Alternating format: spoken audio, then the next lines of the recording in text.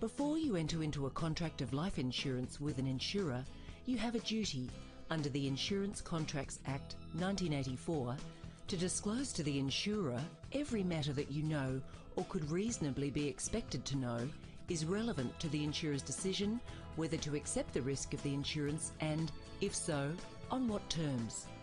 You have the same duty to disclose those matters to the insurer before you extend, vary or reinstate a contract of life insurance.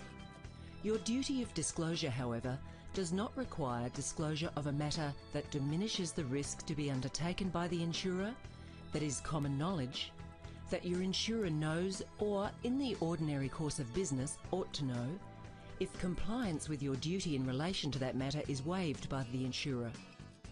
Your duty of disclosure continues until the insurer has informed you as to whether the insurer accepts or declines your application.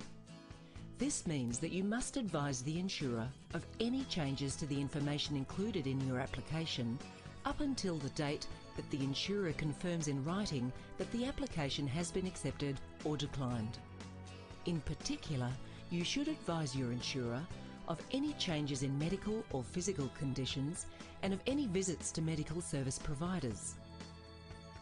Non-disclosure. If you fail to comply with your duty of disclosure, and the insurer would not have entered into the contract on any terms if the failure had not occurred, the insurer may avoid the contract within 3 years of entering into it.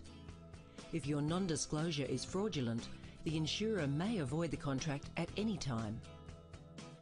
An insurer who is entitled to avoid a contract of life insurance may, within 3 years of entering into it, elect not to avoid it, but to reduce that sum that you have been insured for in accordance with a formula that takes into account the premium that would have been payable if you had disclosed all relevant matters to the insurer.